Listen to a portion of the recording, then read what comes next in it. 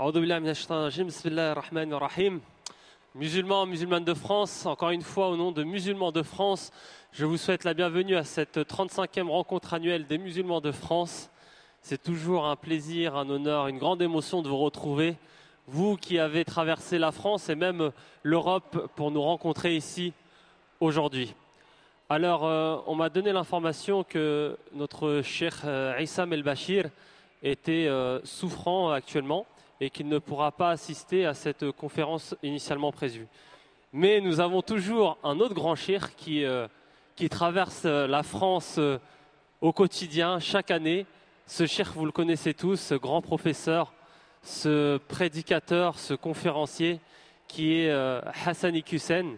Cet homme qui a bercé notre enfance, notre adolescence, notre jeunesse, et au-delà aussi pour les personnes moins jeunes, les jeunes vieux, ou les vieux jeunes, je ne sais pas comment dire la chose. Je vous demande de réserver un accueil très chaleureux à notre professeur Hassani Hussein. Barakallahu fikoum.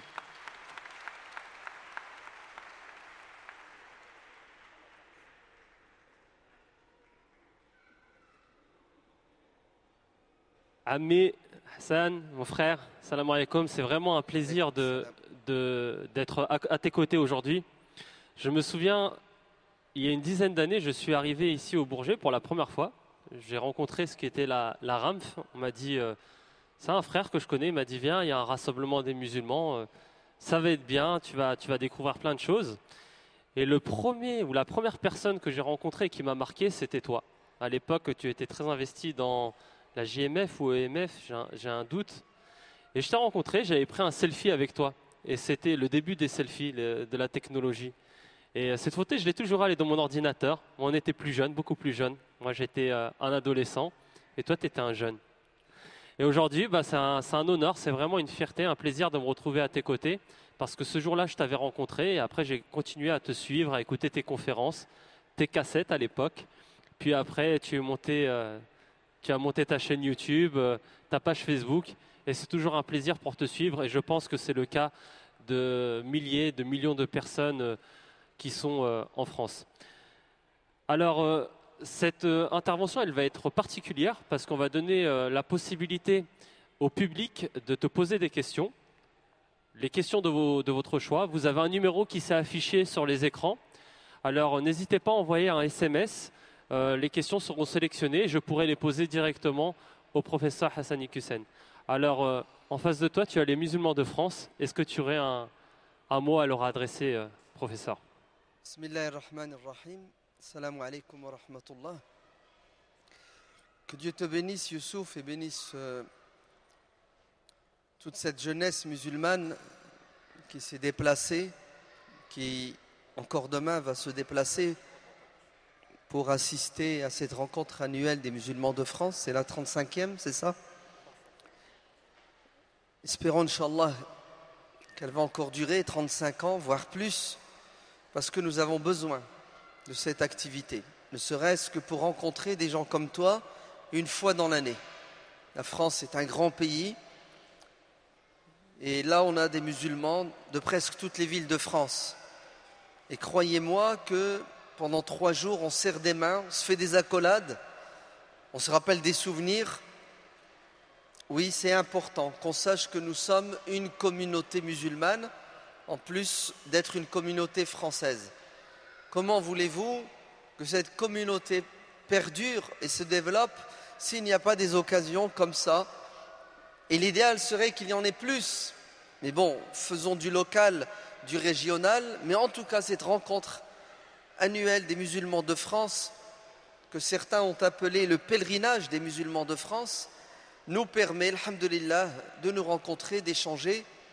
Et s'il n'y avait que cette fraternité islamique dans cette rencontre, elle serait suffisante. Quant au selfie que tu as pris il y a 10 ans dans ton ordinateur, il y a plus de 10 ans, ouais, un conseil, efface-le. Hein, ouais. Ouais, efface-le, mets-le à la poubelle, ce qui va te coûter cher. Ouais. Parce que si toi tu vois pas de problème à me côtoyer, à me fréquenter ou à m'écouter, sache que certains flippent et ont peur ont peur de nous côtoyer. Même pas, on ne leur demande pas de nous côtoyer, on leur demande juste une chose. Vous savez laquelle? C'est d'écouter ce que l'on dit sans lire entre les lignes, sans préjugés, et ensuite de nous dire ce qui est faux, ce qui est mauvais dans ce qu'on dit. Pourquoi est-ce que vous faites des procès d'intention et vous nous accusez d'être des diables et des monstres? Toi, certes, alhamdoulilah, parce qu'on se côtoie depuis 10 ans, tu as découvert qu'on avait des qualités, des défauts, et tu écoutes avec un esprit critique et tu prends dans ce qu'on dit ce qu'il y a de meilleur et tu jettes à la poubelle ce que tu estimes être non avenu. Il y a encore malheureusement en France aujourd'hui certaines personnes qui ne nous écoutent pas pour prendre de ce qu'on dit ce qu'il y a de meilleur, mais ils nous cherchent des poux dans nos cheveux. Et je ne sais pas si vous avez remarqué, j'en ai de moins en moins, mais il y a de plus en plus de poux pour eux dans nos cheveux. Pourquoi? Pas parce que on se trompe, pas parce que ce que l'on dit est mauvais et dangereux, c'est parce que ça ne leur plaît pas tout simplement. Il y a des gens qui voudraient que l'on se taise ou que l'on soit des perroquets que l'on répète bêtement ce qu'ils disent. Ils voudraient tout simplement que l'on soit des esclaves, qu'on dise « oui, messieurs ». Non, nous ne sommes pas des esclaves, nous sommes des fils de France. Nous sommes les fils de la Révolution française. Oui, parce que nous sommes allés à l'école et nous avons étudié l'histoire, la littérature française, la philosophie. Donc on ne peut pas être des bénis oui-oui. Nous sommes des êtres humains libres et on a un cerveau et il fonctionne encore, alhamdulillah, et on l'utilise à bon escient, c'est-à-dire qu'on pense et on réfléchit, et notre intention et notre but et notre objectif, écoutez bien, c'est d'atteindre le bonheur pour nous-mêmes et d'aider les autres à être heureux comme on pense. Et s'ils ne pensent pas comme nous, alors on leur demande de vivre ensemble dans le respect, dans la tolérance, non, dans l'entraide et la fraternité nationale pour l'intérêt de notre pays, toute communauté confondue. Et c'est ça le message de la rencontre annuelle des musulmans de France. Mais certains sont sourds ou font semblant d'être sourds. Et qu'est-ce qu'ils font? Ils allument les feux. Les feux de quoi? Les feux de la discorde, de la division, de la haine. Mais Dieu merci, nous sommes des pompiers. Walillahi alhamd. Car Dieu dans le Coran dit Kullama awqadu naran lil harbi atfa'aha Allah. À chaque fois, ces pyromanes qu'ils allument des incendies partout, Dieu envoie ses pompiers. Et les pompiers de Dieu, ce sont les croyants soumis à Dieu. Et nous sommes et nous allons rester des pompiers. Mais les pompiers sont des êtres humains, ils peuvent se tromper. Ainsi, nous ne prétendons pas détenir la vérité absolue. Nous prétendons que nous disons une partie de la vérité. C'est pour cela que nous sommes ouverts aux critiques et aux remarques. Et on n'a pas de gêne ni de scrupule à changer d'opinion, à changer d'avis, qu'elle soit religieuse ou non. Mais bien entendu, notre religion a une capacité extraordinaire d'évolution et d'adaptation, puisque 90% du droit musulman est fait d'ijtihad, d'efforts intellectuels de musulmans depuis 14 siècles. Nous n'avons pas, ouvrez bien vos oreilles, de difficultés à changer et à évoluer pour nous améliorer. Mais jamais, ouvrez bien vos oreilles, au dépens de nos principes fondamentaux. Nos principes resteront les mêmes jusqu'à la fin des temps. Nous sommes musulmans et fiers de l'être et nous allons rester, Inch'Allah. Et nous allons tout faire pour que nos enfants le soient. Non, nous allons tout faire pour que nos enfants soient encore plus musulmans que nous, c'est-à-dire des citoyens français, musulmans, respectueux de quoi? De leurs convictions religieuses, de leur éthique, de leur morale et de la loi qui nous permet de vivre ensemble dans notre pays. Donc, efface ton selfie ou protège-le pour éviter qu'il soit récupéré par des gens mal intentionnés et qui vont te taxer d'antisémite parce que tu t'es assis, tu côtoies quelqu'un qui est taxé d'antisémite alors qu'il est lui-même sémite. Car que vous le sachiez ou non, nous sommes tous ici à 99% des sémites. Nous avons les mêmes origines? Non, nous sommes plus que sémites. Nous sommes adamiques. Nous descendons tous d'Adam et Ève. Et nous sommes tous des frères et sœurs en humanité. Et nous sommes justes. Nous condamnerons toute personne qui fera du mal à un être humain. Non. Qui fera du mal à un animal. Non. Qui fera du mal à un arbre. Parce que c'est Dieu qui nous le demande. Ce n'est pas de la stratégie comme certains le prétendent. Nous sommes entiers, nous sommes sincères. On peut se tromper, mais en tout cas, sachez que on sera toujours du côté des opprimés et nous les défendrons. Et on ne sera jamais du côté des oppresseurs, des tyrans et des dictateurs et des intolérants. Nous les combattrons parce que c'est notre raison d'être et d'exister. Alors, oui, si tu me permets, tu me trouveras toujours à tes côtés. Ce selfie, je ne le supprimerai pas. Et pire que ça, je suis en face de toi aujourd'hui. Ça passe en direct sur les réseaux sociaux. Alors crois-moi, si je dois être attraqué, je le serai. Mais en tout cas, voilà, c'est pas toi qui as un double discours. C'est pas toi qui dis des choses que les autres interprètent différemment. C'est plutôt qui ont une double audition. Et ça, malheureusement, on ne peut rien faire pour eux. On ne peut que se rassembler ici tous ensemble et profiter de Si, on va de prier tes discours. pour eux. On va prier. Inch'Allah. On va dire Allahumma hdi qawmi. Pourquoi? Parce qu'ils ne savent pas. Ô Seigneur, donne-leur la force et l'intelligence. Pourquoi? Pour ouvrir les yeux et leurs oreilles.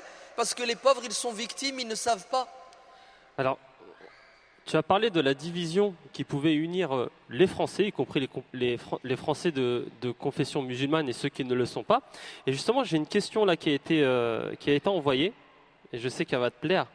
Pourquoi la communauté s'attarde-t-elle à des détails au risque de se diviser et ne revient-elle pas sur les choses essentielles de notre belle religion? Naam. En vérité, il ne faut pas faire de l'autoflagellation en permanence, encore moins si elle n'est pas justifiée. Nous ne sommes pas si divisés que ça. Attention.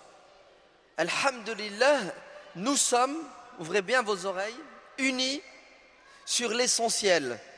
Parce que nous sommes, musulmans français et de France, à 95% des musulmans qui suivent le Coran et la Sunna et qui reconnaissons les piliers, les fondamentaux, que ce soit du dogme, que ce soit du rituel, que ce soit de l'éthique et de la morale ou du reste de la religion. Donc, attention, attention, on prie tous ensemble, vous l'avez remarqué, avec un seul imam. Certains n'attendent pas qu'on termine la prière pour faire une autre prière parce qu'ils considèrent que la prière n'est pas valable derrière ceux avec qui on ne partage pas tout. Non, nous sommes, walillahi alhamd, ouvrez bien vos oreilles, unis sur l'essentiel, le fondamental, c'est ce qui fait notre ciment. Maintenant, oui, il y a des divergences sur des questions religieuses, des questions politiques et voire même peut-être des questions culturelles. Mais la divergence, au cas où vous ne le sauriez pas, c'est la volonté de Dieu. C'est Allah qui nous a créés différents et qui nous a prédisposés pour penser et réfléchir. Ainsi, il est tout à fait normal et naturel que nous n'ayons pas les mêmes opinions, les mêmes analyses. Ainsi, ce qu'il faut enseigner aux musulmans, c'est l'éthique de la divergence. Il faut qu'on apprenne à s'accepter avec nos différences, avec nos divergences, et il faut les gérer. Et comment gérer la divergence? Il n'y a qu'une solution, c'est le débat et la discussion. Et c'est un des objectifs de cette rencontre annuelle des musulmans de France où on est là pour débattre, on est là pour échanger, on est là pourquoi? Pour se découvrir les uns et les autres avec nos différences, nos divergences, mais aussi nos convergences. Maintenant, il est clair et évident qu'il y a certains musulmans, et je suis optimiste parce que je pense foncièrement qu'ils sont minoritaires, qui pensent et qui croient qu'ils détiennent la vérité islamique unique et absolue. Ils pensent que leur compréhension, leur pratique de la religion, c'est la seule et l'unique. Ces musulmans-là restent nos frères, puisque nous partageons avec eux les fondamentaux, et nous les plaignons, les pauvres, parce qu'ils sont d'abord et avant tout victimes. Victimes de quoi? Victimes d'une éducation qu'ils ont reçue, mais surtout d'une manipulation. Vous entendez? Une éducation et une manipulation. Et on le dit depuis plus de 10 ans. Nous disons qu'il y a dans cette communauté une minorité d'hypocrites. Vous entendez? Une minorité d'hypocrites qui sont parmi nous. Et ils existaient à l'époque du prophète et ils étaient parmi les compagnons du prophète. Et leur but c'était de foutre le boxon. Et il y a parmi nous une minorité de gens qui sont en mission. Pourquoi? Pour maintenir, entretenir, développer, créer des divisions. Et alhamdulillah, depuis quelques années, les masques tombent. Et on le voit. Toute personne qui appelle à la haine entre musulmans, qui appelle à la division, qui appelle au rejet de l'autre sous prétexte que nous ne sommes pas d'accord sur certains points, est quelqu'un qui combat l'islam de manière consciente ou inconsciente. Et croyez-moi que certains le font de manière consciente, mais nous faisons confiance à votre maturité intellectuelle, à votre intelligence spirituelle. Pourquoi? Pour vous éloigner de tout discours, de toute tendance, de tout groupe qui mène à quoi? Qui mène à la division et à la haine. Barakallahu fik. Hassan, je sais que tu es papa. Bon, maintenant tes enfants ils sont grands, mais eux, ils ont eu des enfants. Tu es grand-père et que tu aimes les enfants. Et il y a une question justement en rapport avec l'éducation des enfants, c'est comment accompagner nos enfants dans les actes cultuels et quels sont les moyens ou actions pour les remotiver lorsqu'ils sont en perte de vitesse dans leurs actes? Il faut d'abord et avant tout être un modèle et un exemple. Quand Dieu dans le Coran nous incite à assumer notre responsabilité de parents pour éduquer nos enfants, il utilise différents moyens. L'un des moyens, c'est une invocation qui a pour objectif de nous responsabiliser. Dieu dit, dites Rabbana hablana min azwajina wa dhurriyyatina qurrata a'yunin. Ya Allah, fasse que nos proches, nos femmes et nos enfants soient source de plaisir et de bonheur. Et en même temps, il nous dit comment faire pour que nos enfants soient de bons musulmans et qu'ils soient pour nous source de bonheur. Vous savez ce qu'il dit? Waj'alna lil muttaqina imaman. Ils ne pourront nous suivre et nous imprégner de notre spiritualité que si et seulement si nous devenons des imams, des guides, des modèles et des exemples. Nous devons être pour nos enfants des exemples et des modèles. Ne dites jamais à vos enfants le contraire de ce que vous faites ou ne leur dites pas de faire le contraire. Bref, vous avez compris. Avant de dire à vos enfants, faites, et lorsque vous leur dites de faire, dites-le avec amour et avec intelligence. C'est pour cela que la religion ne s'impose pas avec la force et la violence. Elle s'impose avec l'échange, la discussion et la proximité. Beaucoup de parents croient qu'avec la pression psychologique, voire même physique, ils vont réussir à rapprocher leurs enfants de Dieu. On ne fait que les éloigner. C'est juste une question de temps pour qu'ils se rebellent contre la religion. Donc, l'exemple modèle, beaucoup d'amour. Et puis, il est clair et net qu'on doit tenir compte de quoi? De l'évolution des enfants. On ne parle pas à un enfant quand il a 5 ans comme un enfant qui a 10 ans. Il faut savoir grandir avec ses enfants dans notre manière de quoi? De leur transmettre, de leur enseigner, il faut évoluer. Et ça s'apprend, ça. Vous entendez? Ne croyez pas qu'on devient parent modèle du jour au lendemain par une inspiration céleste. C'est pas vrai. Il faut que vous étudiez, que vous lisiez, mais il faut aussi faire des formations. Et aujourd'hui, tout est accessible, alhamdoulilah, avec le net. Il faut apprendre à éduquer et non pas à éduquer en réaction à ce que nos enfants font ou ne font pas. Ensuite, il faut que nos enfants côtoient des enfants qui sont le fruit d'une éducation comme la vôtre. Dis-moi qui tu fréquentes, je te dirai ce que tu vas devenir. Il est évident que si vous vous construisez et d'autres détruisent, et parfois la destruction elle est proche, elle est dans la famille, vos enfants vont être perturbés, déstabilisés. Quand nos enfants subissent trop d'influence, votre influence se dilue dans ce marasme. C'est pour cela le pire ennemi aujourd'hui qui va peut-être vous empêcher de réussir dans l'éducation religieuse de vos enfants, c'est l'intrusion des réseaux sociaux dans la maison, non, dans l'intimité, dans la chambre de vos enfants la nuit. Faites très attention à cette drogue, car c'est une addiction. Une fois que l'enfant est mordu, il est perdu presque. Il faut faire des stages de désintoxication. Vas-y, parce que... Il y a une autre question justement qu'il y a en lien, ça serait plutôt la suite, c'est comment parvenir à la noblesse de caractère à l'image de notre prophète sallallahu alayhi wa sallam. En faisant un effort permanent. On a toute une vie pour grandir, pour changer, pour s'améliorer. Mais on ne peut pas ressembler au prophète si on ne le connaît pas. Donc tout revient toujours à la prise de conscience, à l'étude, à la formation. Et ensuite, à quoi? Une remise en question, une introspection. Et c'est une vraie galère. Pourquoi? Parce que on a nos faiblesses, on a nos traits de caractère, mais on a peut-être aussi reçu une éducation qui est tordue, ou on n'a pas reçu d'éducation, il y a le milieu qui nous influence. En fait, c'est un djihad permanent qui dure toute une vie, et croyez-moi que notre vie, dans ce domaine, c'est du yo-yo.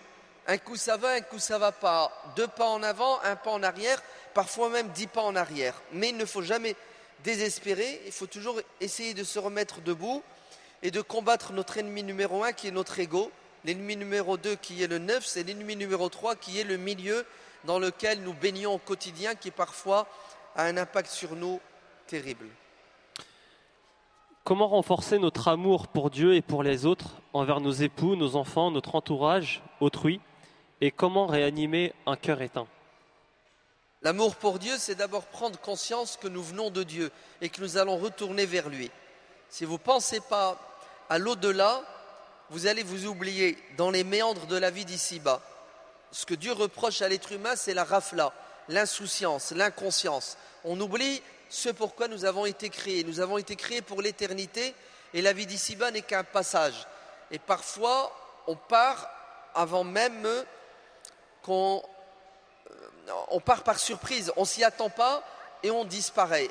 Ainsi, avoir à l'esprit l'au-delà est nécessaire et fondamental. Et comment l'avoir en présence, l'au-delà? La lecture du Coran, le contact avec le Coran, la méditation, la réflexion et les pratiques rituelles qui sont des rappels, des mises en forme au quotidien. Deuxièmement, il faut prendre conscience que ce que Dieu nous a donné n'a pas de valeur, au sens où la valeur est inestimable. Et que si Dieu nous privait, on deviendrait malheureux. Conclusion, il faut être reconnaissant et être en bon terme avec Dieu, parce que si jamais Dieu nous oublie, on est mort, on est cuit. فَلَمَّا نَسُوا اللَّهَ أَنْسَاهُمْ أَنفُسَهُمْ. Lorsqu'ils oublièrent Dieu, Dieu les a oubliés. C'est-à-dire Dieu ne les calcule plus. Tu ne calcules pas Dieu, Dieu ne te calcule pas. Comment calculer Dieu? C'est au quotidien avec ce qu'on appelle le zikr. Fazkuruni azkurkum. Ne m'oubliez pas, sinon je vous oublie. Comment ne pas oublier Dieu? Il faut prendre conscience des ni'am, c'est-à-dire des cadeaux divins multiples au quotidien. C'est pour cela le zikr est important. C'est même le pilier de la spiritualité. Le zikr est le pilier de la spiritualité. C'est pour ça que vous devez tous apprendre et répéter tous les jours 1001 invocations qui vous permet justement de rester animé spirituellement. Ensuite, effectivement, cet amour doit se refléter à travers le comportement, à travers l'influence positive que nous devons avoir sur quoi? Sur nos enfants et notre entourage. Barakallahu fik. Il y a une question qui concerne les convertis. Comment accompagner au mieux les conversions de nouveaux musulmans? Les convertis sont bienvenus au club. Marhaba bikoum. Vous êtes chez vous et sachez que celui qui est converti devient notre frère musulman après avoir été, avant son conversion, notre frère en humanité. Le fait qu'il devienne musulman il aura plus de devoirs et plus de droits. Plus de devoirs envers Dieu et son prophète et envers ses frères musulmans, mais aussi des droits en échange. Donc, ouvrez bien vos oreilles, le musulman est musulman parce qu'il atteste, vous avez compris, il n'y a pas de différence entre un arabe et un non-arabe, c'est ça? Il ne faut pas que nos frères et sœurs convertis pensent que ce sont des sous-musulmans. Ce ne sont pas des mawali, ce sont des musulmans à part entière. Et attention à vous les musulmans anciens là, qui pensaient, qui croyaient que parce que vous avez de la bouteille, les convertis seraient soi-disant inférieurs à vous. C'est faux. La piété est dans le cœur, elle n'est pas dans l'âge, elle n'est pas dans les origines. Nous sommes tous égaux, nous sommes tous frères et sœurs avec les mêmes droits et les mêmes devoirs. Deuxièmement, il faut cheminer dans cette voie de manière sage et intelligente. Sage, ça veut dire ne vous précipitez pas. Ne cherchez pas à copier un musulman qui a 30 ans d'islam, qui vit dans une famille musulmane. Vous êtes nouveau, vous devez prendre le temps de vous imprégner de la religion et pénétrer dans cette religion avec douceur et sagesse, comme dit le prophète, alayhi salatu wassalam, car le zèle et la ferveur vous poussent à vous précipiter, et celui qui se précipite va trébucher et il n'atteindra pas son but et son objectif. C'est pour cela, les grands frères, les musulmans plus anciens, ne doivent pas, lorsqu'ils coachent, lorsqu'ils font du tutorat avec ces convertis, leur imposer leur rythme. Il y a d'abord en islam les choses obligatoires. Et une fois qu'on les a épousées, il y a les choses surérogatoires. N'imposez pas votre rythme aux nouveaux convertis. Ils n'ont pas la prédisposition spirituelle et psychologique que vous avez. Et il ne faut pas pénétrer dans cette religion de manière bête. L'islam est une religion intelligente qui invite les gens à penser et à réfléchir en permanence. C'est-à-dire, ne soyez pas éblouis et aveuglés par vos frères musulmans qui ont de la bouteille.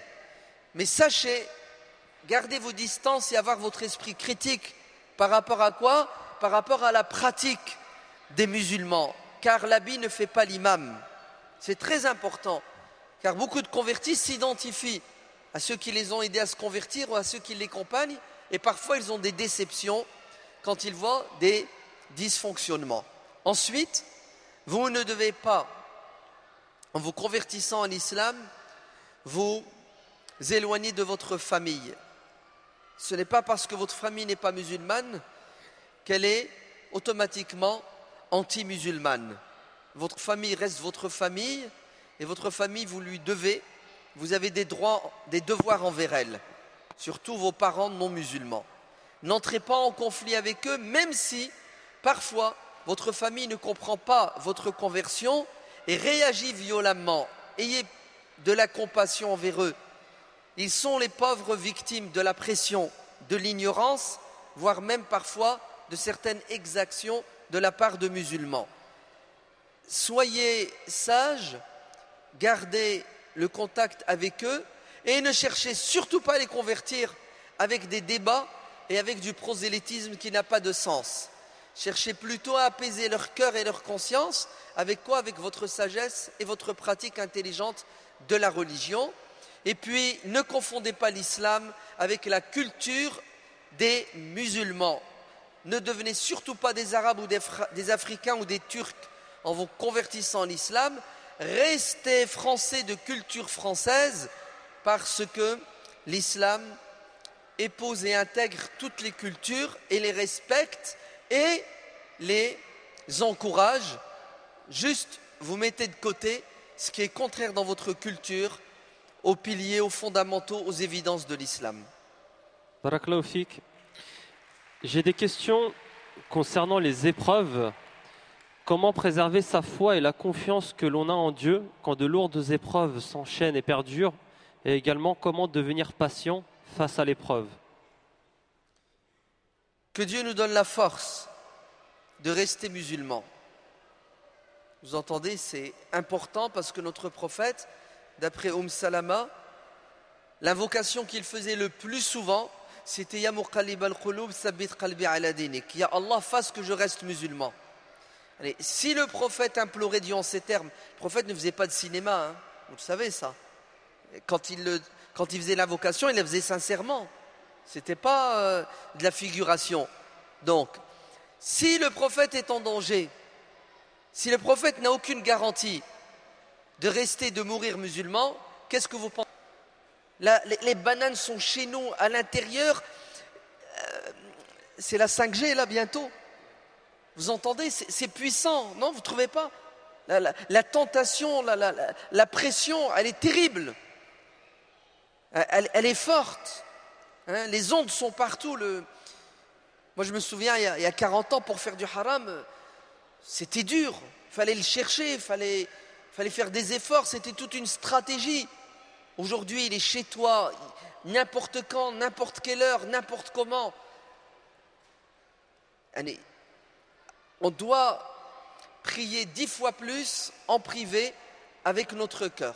Ça, c'est la chose la plus importante. Lisez le Coran, des Rabbana, il y en a plus de 50. Hein. Rabbana, Rabbana, Ya Allah, pitié, pitié, garde-moi dans l'islam. Deuxièmement, il faut quoi? Il y a des limites. Pour rester musulman, il ne faut pas transgresser les limites. Celui qui se rapproche du feu va être brûlé. Celui qui se jette dans le feu va être cramé. Si Allah a interdit des choses, Wallah, c'est pour notre intérêt et notre bien-être. Éloignez-vous des grands péchés. Et si jamais vous tombez dans un grand péché, et c'est possible, vite, allez vous soigner. Hein, prenez les médicaments et faites tout pour ne pas retomber dedans. Les péchés, les grands péchés, la récurrence des grands péchés mène à la mécréance. À la fin, le cœur devient dur comme de la pierre et ça devient normal et naturel. Et c'est un sable mouvant. Plus tu descends, plus tu essaies de sortir, plus tu t'enfonces. Donc, les limites, il faut les respecter. Il faut être sans pitié avec les choses qui sont haram et sans l'éloigner. Troisièmement, faites attention aux fréquentations. Wallah, les maladies du cœur sont beaucoup plus contagieuses que les maladies du corps.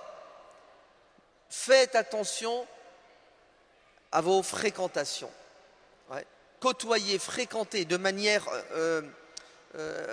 intime et récurrente les gens qui vont vous aider à grandir, à avancer. Les autres, vous avez des contacts avec eux, c'est normal, c'est naturel, on est dans une société et toutes les sociétés sont comme ça. Hein. Vous restez vous-même, ouais. Ne vous vendez pas, ne vous prostituez pas spirituellement. Ce qui est haram est haram, je ne le fais pas, même si ça déplaît au monde entier. D'accord? Restez vous-même, n'ayez pas peur. La seule chose qui puisse vous arriver, c'est de mourir. Il vaut mieux mourir dans la piété que de mourir dans... on dit l'impiété? Ça existe, l'impiété? Ouais, bon, bref, l'impiété, vous avez compris. Barakallahu fik. Alors justement, pour essayer de s'éloigner au plus des péchés, aujourd'hui, comme tu l'as dit tout à l'heure, il y a un grand problème avec les réseaux sociaux, l'Internet. Quel est le rôle du multimédia dans notre vie spirituelle et sociale? Si c'est bien utilisé, c'est la meilleure des choses. C'est beau, c'est super, c'est magnifique, vous avez la science à portée de main, vous avez même autre chose, il n'y a pas que de la science, on a besoin de voyager, hein. Il y a des choses, bref, vous le savez, je n'ai pas besoin de développer cela. Le problème, c'est la mauvaise utilisation. À quoi est due la mauvaise utilisation? Elle est due à la mauvaise gestion du temps. Le temps, tout est une question de gestion du temps. Wal asr, innal insana lafi khusr. On est voué à notre perte et à la perdition si on n'a pas compris que le temps est la chose la plus importante. C'est celui qui est dans l'oisiveté, la mère de tous les vices d'après la Bible, qui va justement tomber dans ce vice des réseaux sociaux. Celui qui est occupé, vous savez, il n'a pas le temps. Et le peu de temps qui lui reste, vite il consulte Ouais, il consulte ce que vous savez et il passe à autre chose puisqu'il n'a pas le temps. Mais parce que on n'a pas de programme, on n'a pas d'objectif clair et net, attention, vous me comprenez, hein, quand je dis le temps, c'est pas le boulot, vous n'avez pas le choix, vous allez bosser parce que non, c'est le temps libre qui nous reste, on le gère mal. Au lieu de nous occuper de nos femmes et de nos enfants, on rentre à la maison et on garde le contact avec l'extérieur. Vous voulez un conseil? Il est dur à suivre, hein, il n'est pas évident. C'est rentrer chez vous, couper la connexion. Alors, je parle à ceux qui ont une responsabilité familiale, hein, une femme, des enfants. Après les 8 heures, non, les 12 heures de boulot, vous avez un deuxième boulot et c'est le plus important. C'est prendre soin de votre conjoint et de vos enfants. Si vous laissez les ondes rentrer avec vous, si vous ne dites pas Bismillah en rentrant, Shaitan rentre avec vous. Vous savez la dua là, qu'on dit en rentrant. Ouais. Si vous ne mettez pas en mode avion votre portable, la connexion continue à la maison, vous allez voir ce qui va vous arriver. Votre femme, elle va être dans un coin, vous dans un coin, et vos enfants dans un coin. Et à l'intérieur, on aura des colocataires qui se croisent, qui s'entrecroisent, qui s'entrechoquent. Oui. Pourquoi? Parce qu'il n'y a plus aucune relation humaine entre les membres de la famille. Alors, est-ce que c'est compliqué? Oui, c'est compliqué. Vous savez pourquoi c'est compliqué? Parce que nous sommes drogués, tout simplement. Dès qu'il bip, on n'arrive pas à quoi? À patienter, on est obligé de sortir et de regarder le message qu'on a reçu. C'est impressionnant, non? Vous n'avez pas remarqué? Il faudrait, bon là c'est mon humour à 2 centimes, développer une armée de ruqistes, ceux qui font la ruqya, pas pour sortir les djinns qui à mon avis ne possèdent pas les corps, mais sortir du cœur et de l'esprit des gens les réseaux sociaux, le portable. Oui, allez les imams, allez faire des ruqya dans la maison en apprenant aux adultes à gérer leur portable. C'est ça qu'il nous faut. On ne sait pas gérer cette technologie. Nous les adultes, qu'est-ce que vous pensez alors de nos enfants, de nos adolescents? Les parents se plaignent, ils disent les enfants, on ne les tient plus, on n'a plus d'impact sur eux. Ce ne sont plus nos enfants. Mais c'est normal. Le gosse, il voit son père et sa mère 24 heures sur 24 connectés. Comment voulez-vous qu'ils ne suivent pas leur exemple et leur modèle? Alors, on fait quoi? On y va? On le fait? Je vous donne un conseil. Vous rentrez chez vous, vous le mettez de côté, vous occupez de votre petite famille, et après, au moment de dormir, attention, ce que je dis c'est n'importe quoi, mais il vaut mieux ça que... vous consultez, vous regardez, et après vous le rangez. Vous avez vu à quoi on en est arrivé? Normalement, avant de dormir, on doit lire le Coran, faire des du'as, c'est ça? Lire un petit livre, parler avec sa femme, rigoler avec elle. C'est la réalité. Bref, ouvrez bien vos oreilles. Le diable est rentré dans nos maisons. Le diable nous manipule. Les chayatines nous possèdent. À travers quoi? À travers la 4G. C'est de l'addiction, d'après les spécialistes. Ils parlent même d'une maladie, maintenant, que l'OMS reconnaît, qui s'appelle l'autisme virtuel. L'autisme, c'est-à-dire chacun est dans son monde, un monde faux, un monde virtuel. Vous êtes prêts? Je vais appeler. Donc ceux qui cherchent des poux dans mes cheveux, il n'y en a plus beaucoup, prenez note, enregistrez et faites une coupure demain, d'accord? Et balancez ça dans les réseaux sociaux. Je vais appeler à quelque chose solennellement. Et en vérité, je vais appeler les musulmans et les non-musulmans parce que nous sommes tous atteints. J'appelle au jihad contre la mauvaise utilisation des réseaux sociaux. J'appelle à combattre intelligemment l'intrusion, l'invasion, la colonisation de nos esprits, de nos cœurs et de nos maisons. Par quoi? Oui, par cet envahisseur. Donc, battez-vous, ne vous laissez pas dominer. Ne soyez pas l'esclave, soyez les maîtres. Sinon, vous allez perdre vos enfants.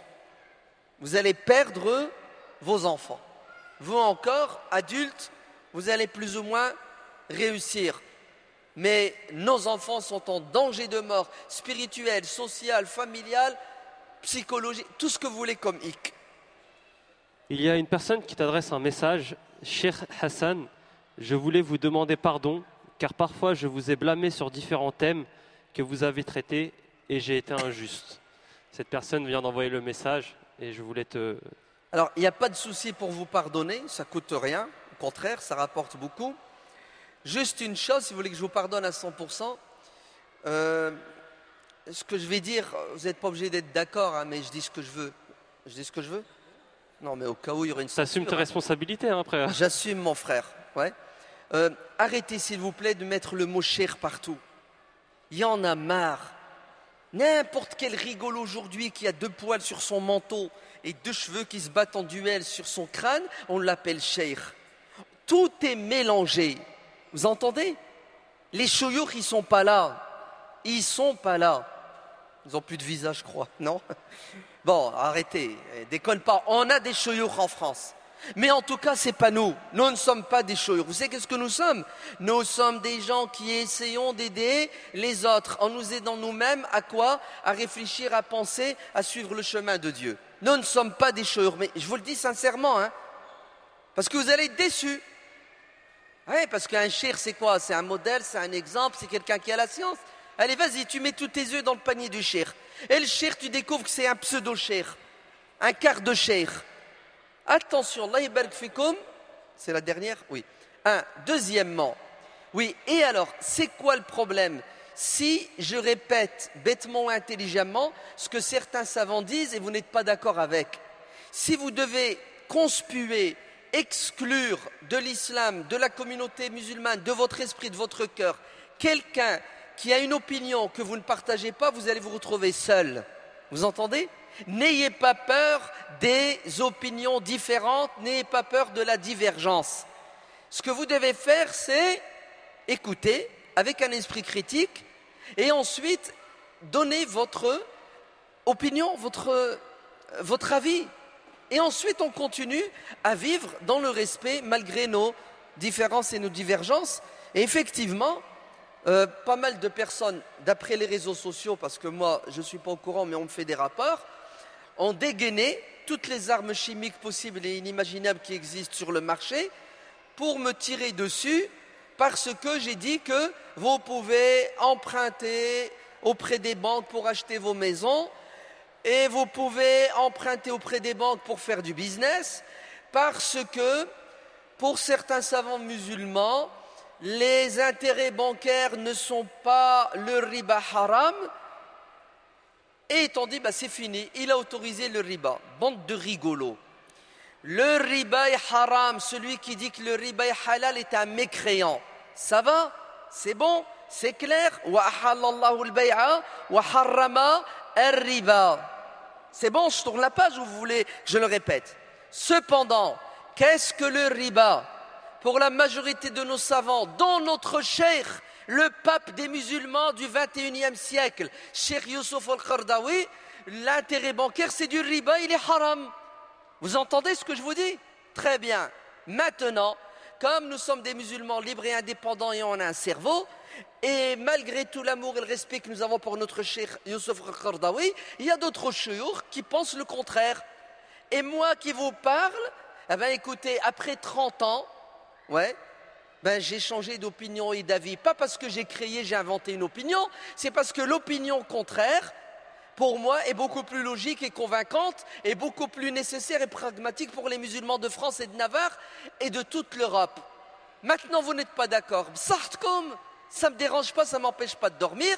mais lâchez-moi les baskets et lâchez les baskets à toute personne qui a fait un choix parce que lorsque je fais un emprunt bancaire et je pense qu'il est halal, eh ben, sachez que j'adore Allah, je ne lui désobéis pas. Et lorsque vous ne faites pas l'emprunt bancaire parce que vous pensez qu'il est haram, vous adorez Allah et nous adorons tous les deux Allah, bien que l'un pense que ce que fait l'autre est haram et l'autre pense que l'autre ce que fait est halal. N'ayez pas peur, Dieu reconnaîtra les siens. Et je vous annonce une super nouvelle, Dieu est d'accord avec les deux.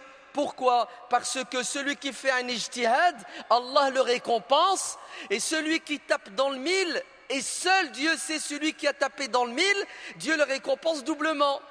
N'ayez pas peur, Allah est barak fikum, Allah est miséricordieux et bon. Ayez peur juste d'une chose, c'est de notre ignorance et intolérance. Alors, je le dis et je le pense parce que les chouyours, et quand je vous dis des chouyours, ce n'est pas des vendus, hein. Non, c'est des vrais chouyours islamistes, intégristes, fondamentalistes. Comment? Il me dit, arrête, pitié. Vous avez vu? Ça, c'est une bonne éducation. C'est pas, il a peur de me dire, arrête. Ahsant, dis-moi, tais-toi, il y a autre chose à dire. C'est bien. C'est pas ce que j'ai dit, hein, mais bon. Ouais, façon de le dire. 10 ans après, on peut se permettre. Alors, je t'ai mis la pression parce qu'il faut qu'on parle d'un truc important. La thématique à la lumière du Coran. On a vu l'importance pendant ce week-end de se rapprocher de Dieu à travers le livre sacré. On a parlé tout à l'heure du dhikr. Juste après ton intervention, il va y avoir la récitation de Mahsurat. C'est des invocations et des évocations. Je voudrais que tu dises quelques mots au public sur l'importance de cette récitation. Pendant les explications, je vous demande aussi, si vous le pouvez, si vous n'avez pas l'application, de télécharger le Mahsurat. Comment utiliser l'Internet intelligemment. Prenez votre smartphone, téléchargez l'application Mahsurat et Hassan vous donne des explications. Je ne vais pas vous donner une explication théorique. Je vais vous parler de ces invocations qui sont en fait des récitations de certaines sourates et certains versets du Coran recommandés par le prophète alayhi salatu wassalam, et des formules prophétiques qui sont en vérité le breuvage, el-wird, la nourriture du cœur et de l'esprit. Je vais vous parler de mon expérience. En 1984, pour la première fois de ma vie, dis-le. Il assiste. D'accord. Au premier congrès de... Tout a changé, je ne comprends plus rien. C'est l'UEF ou la Musulmans de France? Musulmans de France. Mets-toi à la page. On l'a dit il y a un an. À l'époque, ce n'était pas l'UEF. Vous savez qu'est-ce que c'était? C'était le GIF, le groupement islamique en France. Vous entendez, hein? Parce que certains disent, regardez, ils ont changé de nom parce que l'UEF, ça fait intégriste islamiste, ils veulent nous arnaquer. Bande de rigolos, on a déjà changé de nom avant même que tu naisses. On s'appelait GIF, on s'est appelé UEF, on s'appelle Musulmans de France, et peut-être que dans 5 ans, dans 1 mois, dans 10 ans, on s'appellera autre chose. On n'est pas accroché à quoi? À ce que vous savez. Bon, bref. La première fois de ma vie, à Lille, j'assiste à une rencontre comme celle-ci. Bon, il y avait moins de monde, hein. À l'époque, c'était 1000, 2000 personnes, et c'était impressionnant. Aujourd'hui, c'est 100 000 personnes, et certains nous disent qu'il n'y a pas beaucoup de monde. 100 000 personnes. Je vous défie, qui que vous soyez, quelle que soit l'organisation, de réunir pendant 3 jours et demi 100 000 personnes qui viennent dans le froid, qui ont fait des milliers de kilomètres avec leur argent qu'ils ont du mal à gagner, et qui pendant 4 jours se comportent comme des anges. Ah, ils sont là, les musulmans de France. Non, les islamistes, comme on vous appelle, les intégristes. Wallah al-Adim, il y a de quoi être fier de ce que nous sommes, et il y a de quoi être fier de cette organisation qui s'appelle Musulmans de France, parce que c'est elle qui nous a éduqués comme ça. Alors j'assiste, et regardez ce qui va se passer. J'étais jeune à l'époque, hein. Tu m'as appelé Ammé tout à l'heure, tu recommences plus. T'as compris? Je sais que j'ai vieilli, mais ne me tue pas encore. Ouais. Non mais, Wallah l'adem, psychologiquement, c'est pas évident, hein, quand quelqu'un t'appelle Ammé. Non mais c'est vrai, hein. Accepter que tu commences à gêner, que tu dois partir, c'est dur. Bref, j'étais tout jeune, je débarque d'une campagne et je m'assois avec des islamistes Non, en fait, vous savez qui je m'assois? Je m'assois avec des musulmans intelligents. C'était à 99% des étudiants. Et nous, à l'époque, en 1980, les seuls musulmans qui existaient, c'était la génération de nos parents, avec tout le respect que nous avons pour eux. Ils n'ont pas pu faire d'études à cause de la pauvreté. Pour moi, un musulman, c'est quelqu'un qui ne sait pas lire, qui ne sait pas écrire. Et tout d'un coup, je m'assois avec des docteurs, avec des mecs qui sont en 4e année de fac, 1re année. C'est impressionnant. Bref, on fait la prière du Maghrib, tout le monde reste assis et il commence à lire le Ma'surat. Moi, je ne connaissais pas. Hein. Bon, à part la Fatiha et Qul Huwallah, le reste, je ne connaissais pas. Ben, écoutez, l'impact de cette lecture sur mon cerveau, sur mon cœur, il est indélébile. Pourquoi vous faites ça? Ils m'ont expliqué. J'ai pris le petit bouquin, je l'ai toujours. C'est une relique, c'est un souvenir. Il est vert, c'est écrit dessus GIF, avec le logo du GIF. Il faisait avec les moyens de bord à l'époque. Hein. Eh ben, wallah, je l'ai appris par cœur. Et depuis ce jour-là, le matin, je récite. C'est automatique, hein. L'oxygène, c'est ça.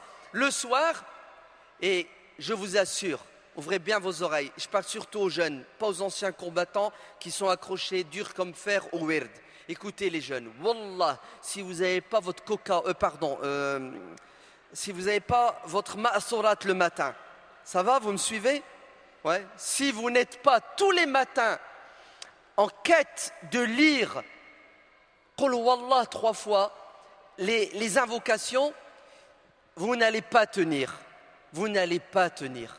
Ce qui raffermit le cœur, ala bi dhikrillahi tatma'innul qulub.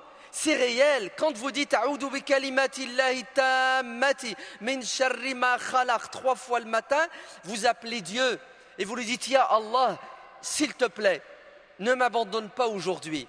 S'il vous plaît, Allah barik fikum, ne bougez pas de cette salle. J'ai presque envie de vous dire la meilleure des choses qu'on aura faites depuis le matin, c'est ce dhikr que nous allons faire, et je voudrais que vous repartiez tous avec l'engagement de réciter tous les matins et les soirs. C'est pas dur, apprenez, faites, et vous allez voir que dans 6 mois, 1 an, vous allez le connaître par cœur et vous allez y trouver du plaisir. Faites ceci et on se revoit l'année prochaine, Inch'Allah, au Bourget pour la Ramf. Salam alaikum. Barakallahu fik, Hassan. Alors,